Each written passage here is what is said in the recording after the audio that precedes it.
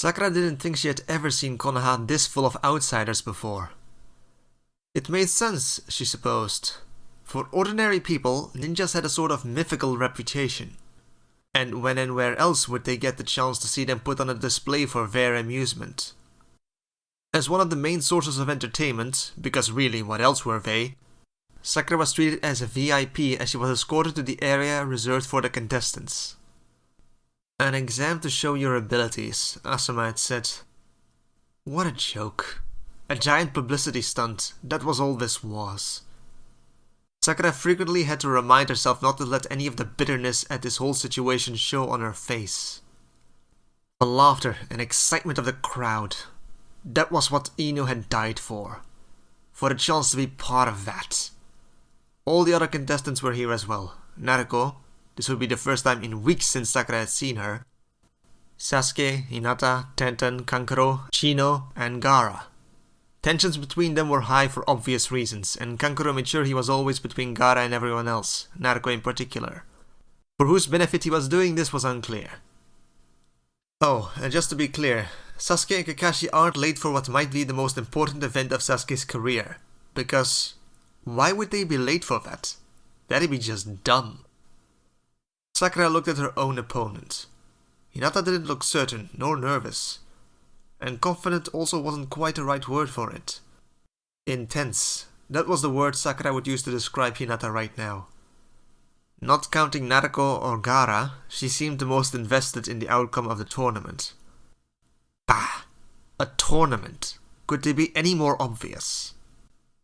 Sakura was evidently not the only one that noticed how severe Hinata looked right now, as Naruto came over and threw an arm across Hinata's shoulders and sent her a smile that nobody could mistake for a friendly smile. Hinata, I don't know what's going on with you, whether it's that curse mark or something else, but right now I don't really care. If you hurt Sakura, I'm ripping out your eyeballs. Naruto? Sakura said. The way she said that name was enough for the blonde to let go of Hinata. Ino and Sakura had always been able to use that tone to get Naruto to stop doing pretty much anything. The only time it had failed thus far was when Sakura tried to use it to make sure Naruto wouldn't be here today. There is no need for that. Sakura tried to smile at Hinata and hoped nobody noticed just how forced her smile was. Right, Hinata? Let's both just do our best as Leaf Shinobi. Tenten shot Sakura a disapproving look. Hyuga Hinata had swiftly become her least favorite person in the whole world. Right, Hinata said, and her smile was clearly as forced as Sakura's. You're going to fight, Naruto, Sasuke said. You shouldn't blame Hinata if she kicks the crap out of Sakura. Sakura felt her heart contract painfully at her crush's tone, which clearly indicated that that was the result he was hoping for. Just so long as it's nothing permanent, Naruto said, and went back to scowling at nothing in particular. Sakura thought it was simply wrong for that expression to exist on her normally so optimistic friend. All the contestants were called down to the arena so they could be introduced. The Hokage's speech to the audience was yet another indicator about the true nature of the Chunin exams. I hope seeing us young ninja beat the crap out of each other amuses you, Sakura thought bitterly. Afterwards, everyone, except Sakura and Hinata, were asked to return to the stands. Sakura and Hinata were given a small bit of time to talk to each other as the proctor, someone different from the prelims for some reason, gave some background on the contestants. Sakura, Hinata called to her. I appreciate you won the friendly match, but I fear I must say I'm taking this fight very seriously. Why? Sakura asked. What's really at stake here? It seemed that was a difficult question for Hinata to answer. You know how people are gambling money on the outcomes of these exams, right? Yeah, Sakura answered, wondering where this was going. Did you know you're the least favorite of all of us to win? Hinata asked. I figured as much, Sakura answered. A fresh Genjutsu student who has only been learning the arts for half a year versus the presumptive heir of the Hyuga clan? With a bloodline trait that helps her see through Genjutsu tricks? If Sakura was betting on the matches, she'd be betting against her too. And that's why I can't lose to you here, Hinata said. What? Did you bet money on yourself or something? Sakura asked. No, but you're the biggest underdog here. Even more so than me. You're not even from a powerful clan. I never thought you were the elitist type, Hinata. Though Sakura supposed she shouldn't be surprised. The Hyuga did have that reputation. That's not... Hinata clicked her tongue in annoyance. Forget it. You wouldn't understand. I just want to warn you that I'm taking this fight very seriously. What Sakura understood was that everyone, including Hinata probably, expected her to be taken down with no difficulty. Well, screw 'em, she hadn't shown up just to roll over. Are you ready? I trust I don't need to repeat the rules, the proctor said. Then on 3. And the countdown began. Sakura saw the veins around Hinata's eyes bulge in preparation to use the Byakugan. Begin! And to the surprise of everyone, Sakura charged forward. On the stance... Does Sakura really think she can fight Hinata up close? Kakashi wondered. All the Jonin senseis of the participants, minus Baki of the Sand, were sitting together. The teammates who hadn't made it this far were also here, again minus Tamari.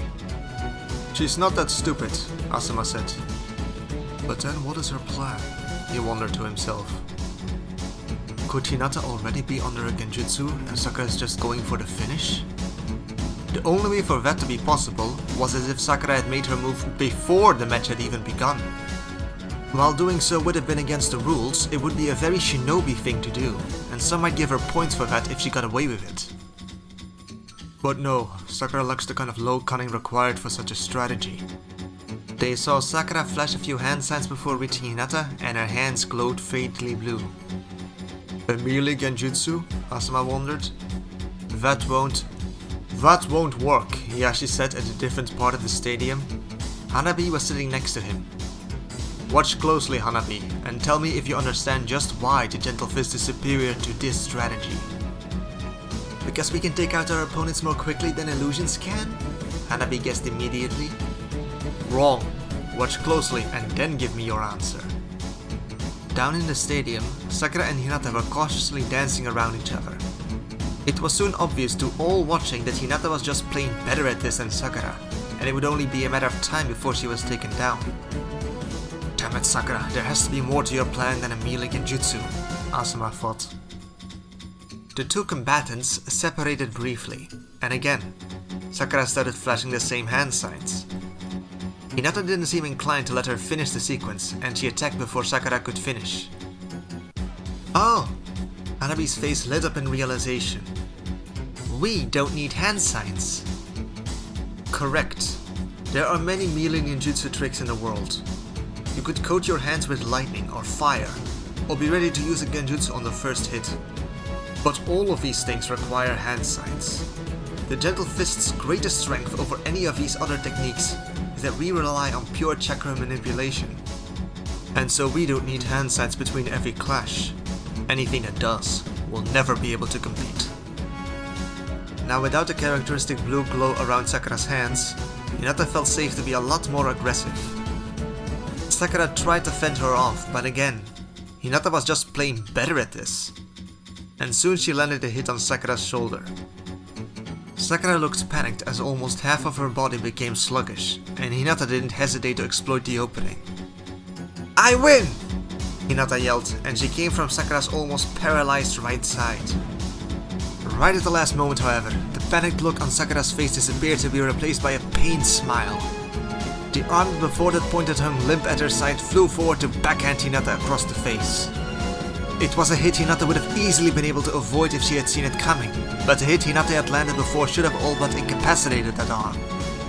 Sakura immediately tried to take advantage of that one hit and pressed the attack. How? Did Nei-san miss before? Hanabi asked from up the stands. The little girl looked distressed at this reversal. No, it was a hit. She shouldn't be able to move that arm, Hiyashi said. He activated his own Byakugan just so he could get a better understanding of what was going on. Ah, so that's it. Impressive, but it still won't be enough. Down in the arena... First blood is mine, Hinata, Sakura said, breathing heavily. Eventually, Hinata had been able to regain her footing, and once that happened, Sakura had chosen to retreat. Hinata had led her, still too stunned from that one hit. Hinata wanted to know what was what before committing to an approach. Hinata carefully observed Sakura with her Byakugan, and slowly, a smile appeared on her face. "Are you sure about that?" Hinata asked. She had feared that Sakura had somehow found a way to render her gentle fist ineffective, but that wasn't it. The place she had hit before was indeed damaged, just not as much as expected. "The Haruno girl must truly be a genius when it comes to chakra control," Hiyashi said. She released a carefully controlled burst of chakra in her chakra network, at the exact same place and time the gentle fist tried to attack it. "And that works?" Hanabi asked. "Only partially. If the human body is a house and the gentle fist makes bombs explode within the house.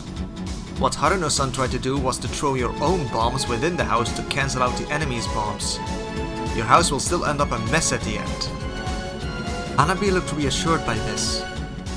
"Go, Nei-san, you can do it!" she yelled as she stood up from her seat. Hiyashi gave his youngest daughter a sideways glance, but didn't try to stop her from cheering on her sister. In the arena, "You won't be catching me off guard like that again," Hinata said. Sakura seemed to agree as she started backing away and attempting the more long-range strategy that they had all expected from her. Sakura had, in fact, hoped to end the fight then and there with that surprise reversal. Even the clumsy melee Genjutsu had been meant as a way to lull Hinata into a false sense of security. Hinata had been able to recover, however, and Sakura knew the same trick indeed wouldn't work again. Sakura briefly tried to see if throwing weapons were an option, but Hinata dodged or intercepted with no difficulty. Sakura's aim was decent, but Hinata fought back to when she had been briefly fending off Haku's attacks and scoffed internally. This was nothing in comparison. Sakura soon realized this tactic wouldn't work. "Looks like I won't be able to avoid another taijutsu fight after all," Sakura thought as Hinata closed in on her. Hinata was indeed charging after Sakura, but she halted when the latter started making hand signs again, and it was a different sequence from before. Charging blind into an enemy's jutsu was rarely a good idea, so she paused and observed. "What is she up to?" Hinata wondered. Sakura finished and 4 clones of Sakura appeared in front of her. "Ah, so it's that jutsu," Hinata thought. But she was a little confused as well.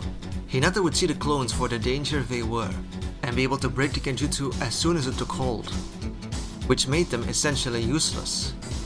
Thing was, Hinata figured that Sakura must surely know that as well. It was possible Sakura just wanted to display her jutsu in front of the judges before she was defeated. But Hinata was weary of assuming anything after the fast one Sakura tried to pull earlier. Sakura continued making hand signs and the clones started to change. They shrunk and grew large pink insect-like wings, until they looked like a group of butterflies flying around Sakura. Or given the color of the wings, it was like a group of cherry blossoms was flying around her. "She learned that in a month?" Asuma asked of Kurenai. He was ashamed to say that he hadn't spent a lot of time helping Sakura these last few weeks. Kurenai was simply a far better mentor for the girl. It wasn't that hard. The difficult part was attaching a Genjutsu to a basic clone, which he already managed. This is just transformation jutsu changing what they look like. That they aren't solid makes it even easier. At the top of the arena, "The Academy instructors are probably loving this," Hiruzen thought. The Academy fought only 3 ninjutsus.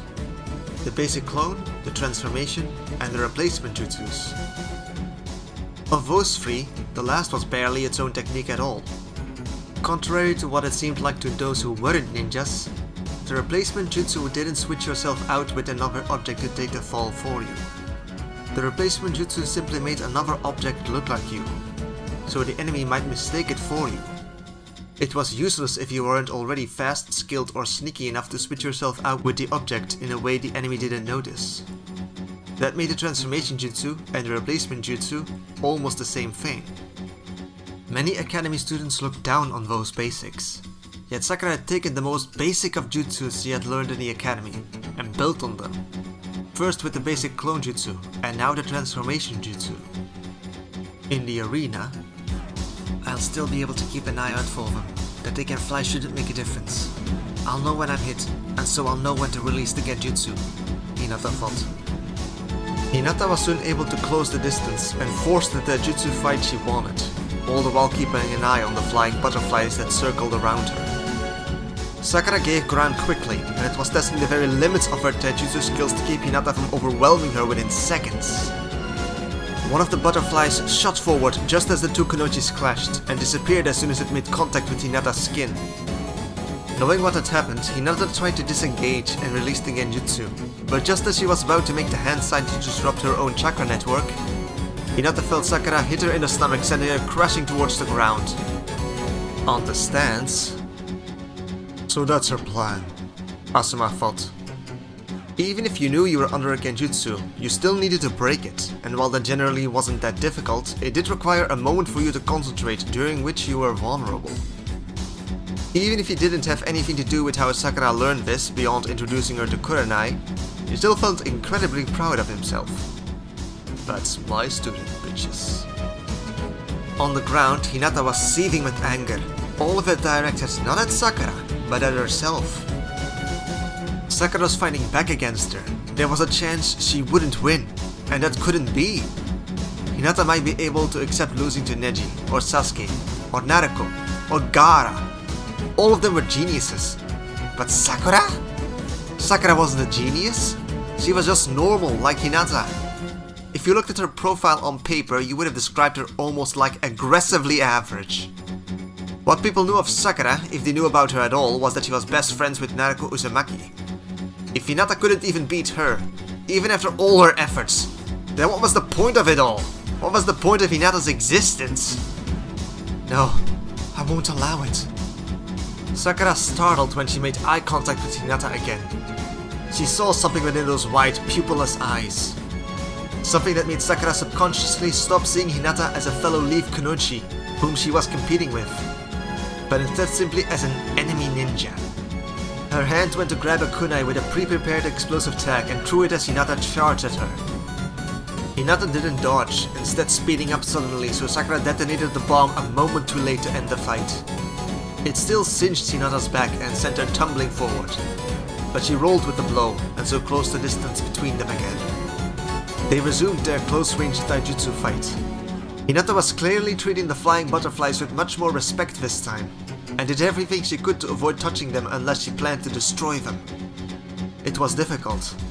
The projected images were an order of magnitude more agile and maneuverable than Sakura herself was. Normally it was impossible to make clones that surpassed the creator in speed, and these butterflies were based on a variant of clones. Except they were based on the basic clones instead of any of the more advanced versions that were more commonly used for combat. They were simply projected images, which allowed them a lot more freedom, the ability to fly not being the least of them. Several times Hinata was hit by the images, which forced her to dodge back and disengage to avoid Sakura exploding the brief moment of vulnerability. This brief reprieve allowed Sakura to weave the hand signs that she needed to resummon her images. In a way, Sakura's current struggle suffered from the same difficulty as her first engagement with the melee Genjutsu. Sakura would have liked to add that little trick on top of her clones, but well, there was a common saying among ninjutsu users that were forced to fight in melee. Hand sign movement economy was a bitch. Unless your opponent was a complete idiot, or completely unconcerned about anything you might do, he won't give you the time to weave the hand signs necessary to do even half the techniques you would want to do. Hinata was not a complete idiot, and so Sakura was forced to prioritize, and she chose to lean on her Genjutsu images as much as she could. With the butterflies and with Sakura mitigating a small bit of the damage that the gentle fist inflicted on her, Sakura was just able to hold her own. She wasn't winning, but she wasn't being overwhelmed. If this continued, the fight would be decided by who would be the first to make a mistake. Luck would start to play a large factor. I can't risk that, Hinata thought.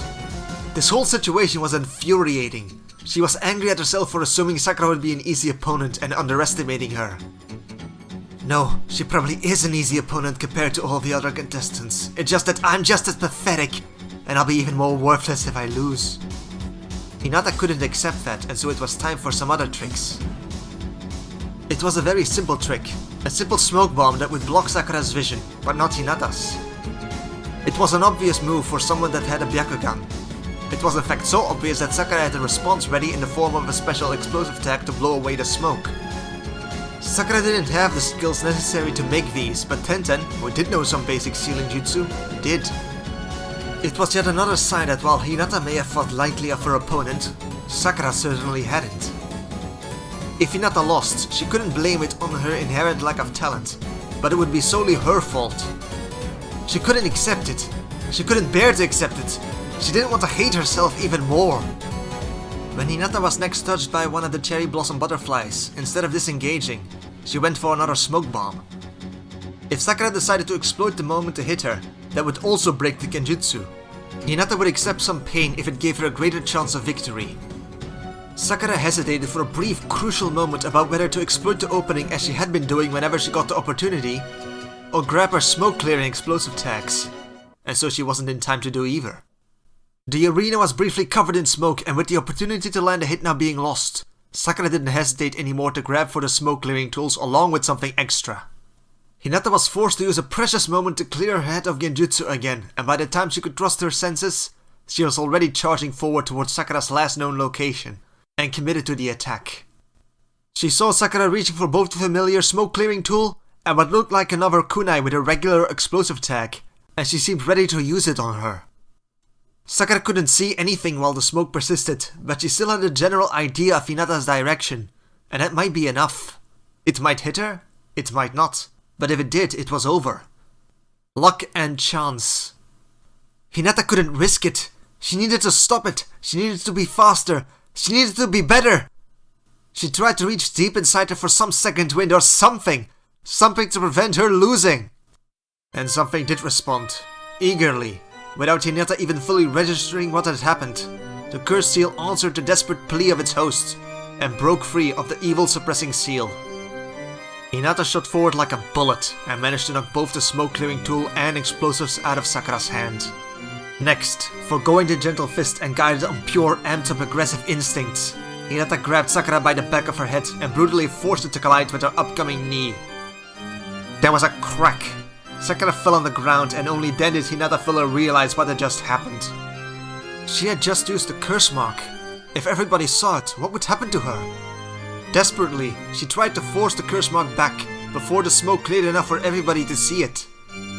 Hinata was also relieved to hear Sakura crying and moaning in pain beside her.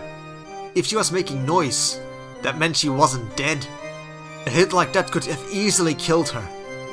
Hinata spared a glance at her opponent. Her face was a bloodied, ruined mess, but her jaw, nose and mouth seemed to have taken the worst of it, so her skull still seemed relatively okay.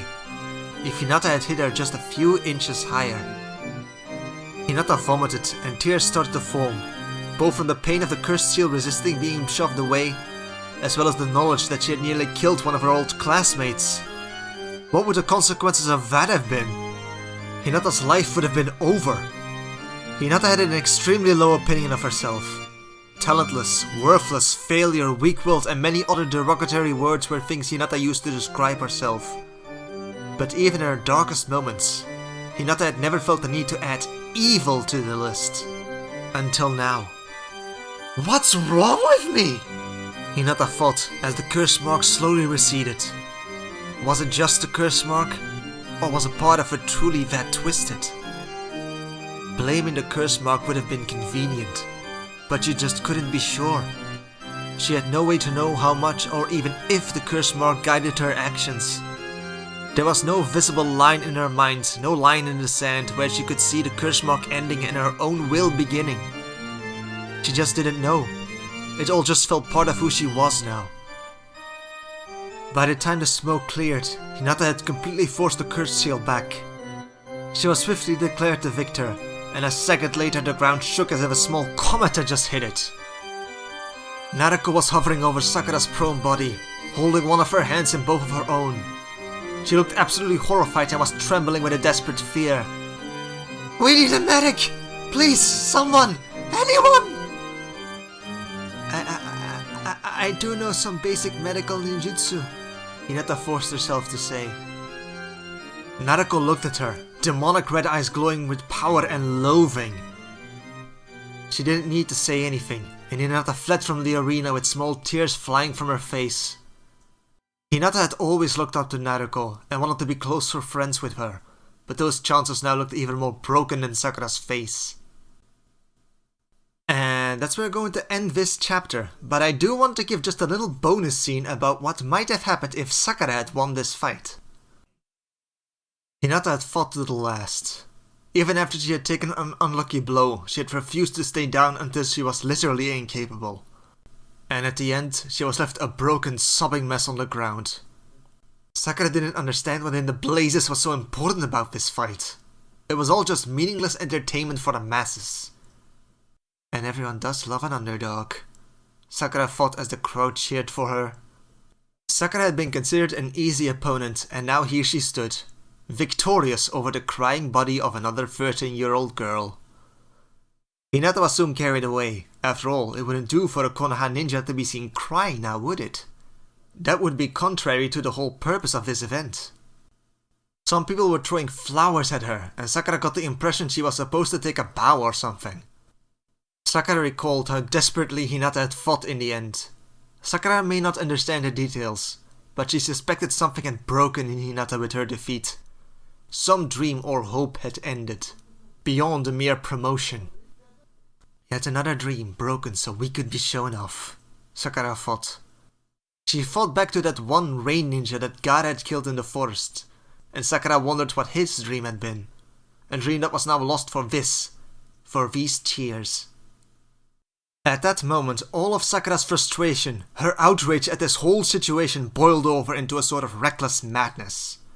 She grabbed the rock that had been blown loose from one of the explosions of the fight and hurled it at a random spot in the crowd. The cheering stopped suddenly, and Sakura spread her arms wide and addressed the whole arena. Are you not entertained? Are you not entertained? Some people were rushing to pull her away from the arena. Are you not entertained? She shouted again before some older ninjas began pulling her away. Is this not why you are here? Are you not entertained?